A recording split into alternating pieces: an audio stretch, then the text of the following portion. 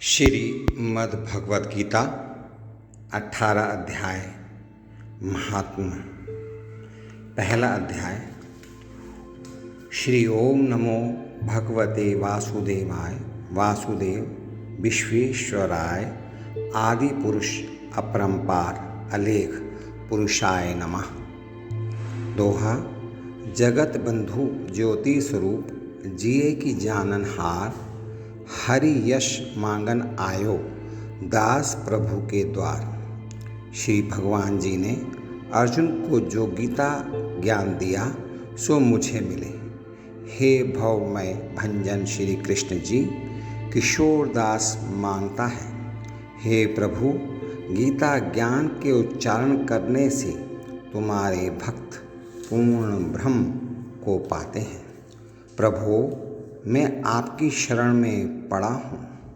किशोर दास और कृष्णदास अति दीन गरीब हैं और आप परम प्रवीण आरत दुख भंजन हो। हे श्री कृष्ण भगवान, तेरे संतों और भक्तों के हेतु मैं यह ज्ञान भाषा में कहता हूँ। श्री गीता के ज्ञान की कथा प्रारंभ। जब कौरव पांडव महाभारत की युद्ध को चले तब राजा धृतराष्ट्र ने कहा, मैं भी युद्ध को देखने चलूँगा। तब श्री व्यास जी ने कहा, हे राजन, नेत्रों के बिना क्या देखोगे।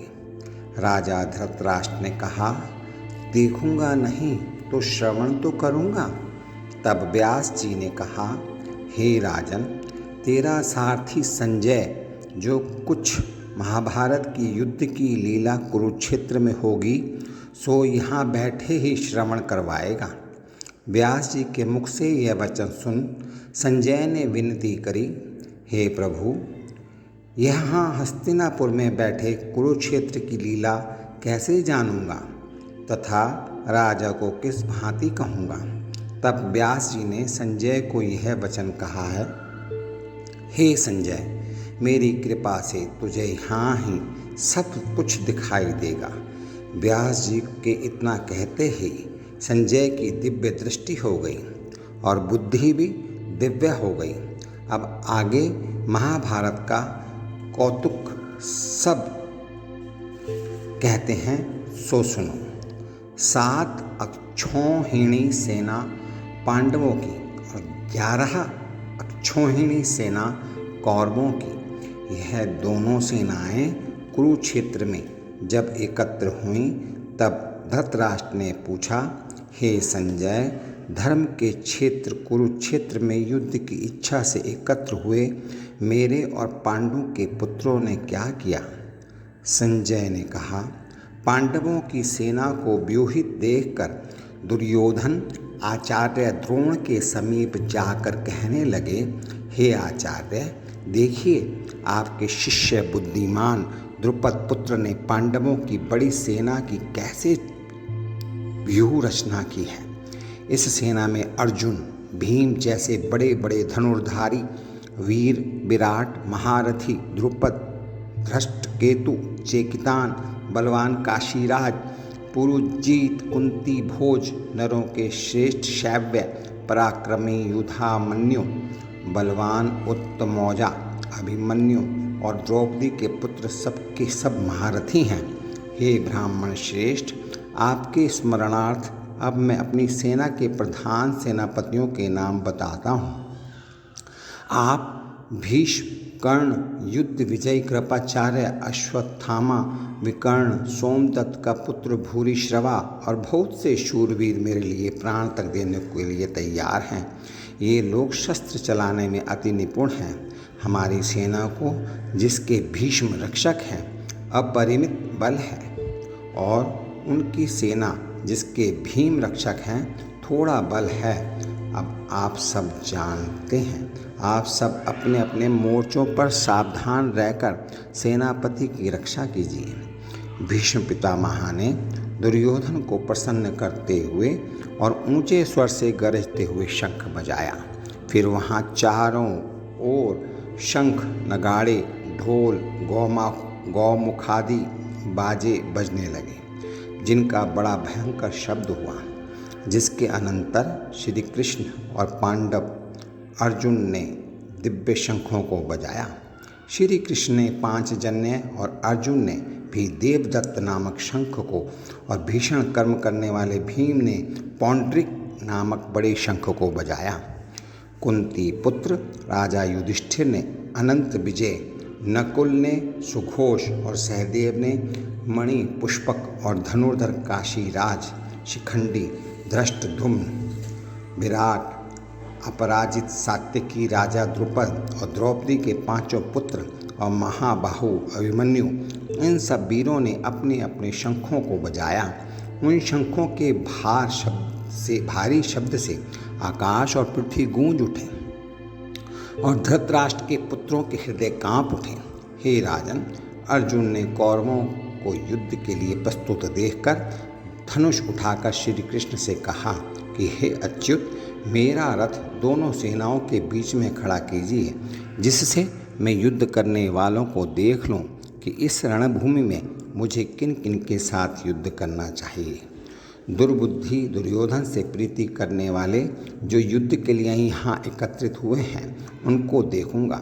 संजय ने कहा, हे राजन, अर्जुन की बात सुनकर श्री कृष्ण ने भीष्म, द्रोण आदि वीरों के सामने उत्तम रथ को खड़ा करके कहा कि हे वीर, युद्ध के लिए उद्यत इन कौरवों को देख लो।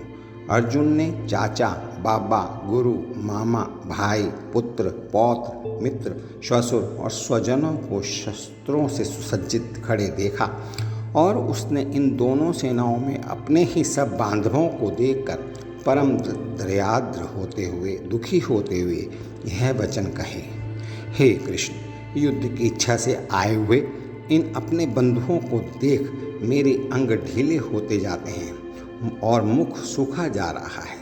मेरा शरीर बेकल होता है, गांडीव हाथ से गिरा जाता है।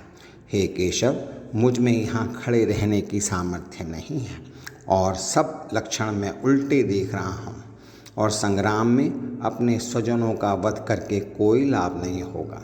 हे कृष्ण, मैं जीत, राज्य और सुख भी नहीं चाहता हूँ। हे प्रभु, हमको राज्य, भोग तथा जीवन से क्या काम है, क्योंकि जिनके लिए राज्य, भोग और सुख की इच्छा की जाती है, वे सब इस युद्ध में प्राण और धन की इच्छा छोड़ मरने को तैयार हैं।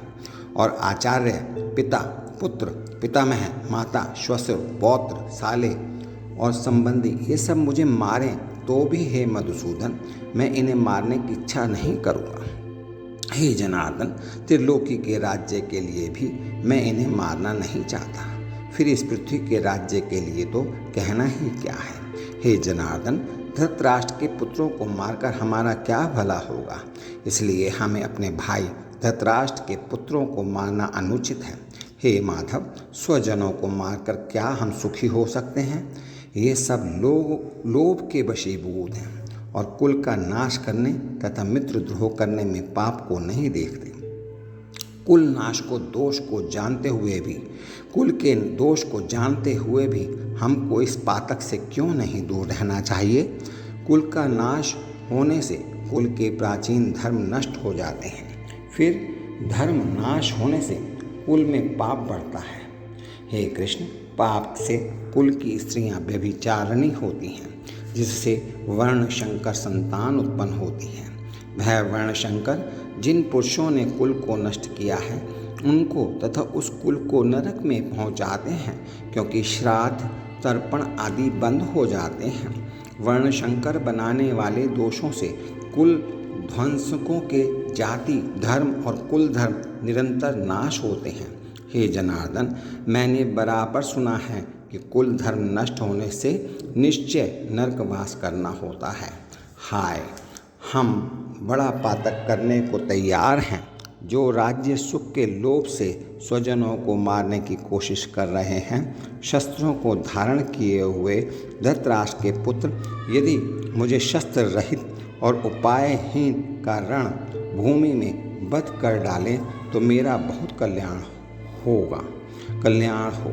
संजय ने कहा, हे राजन, यह कहकर दुखित होकर अर्जुन ने धनुष बाण फेंक दिया और रथ के पिछले भाग में जाकर बैठ गए हैं।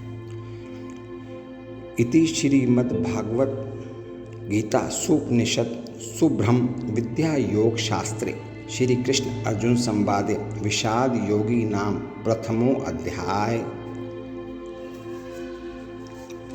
ओम श्री ओम नमो भगवते वासुदेवाय वासुदेव विश्वेश्वराय आदि पुरुष अपरंपार अलेख पुरुषाय नमः। समाप्ति। पहला अध्याय।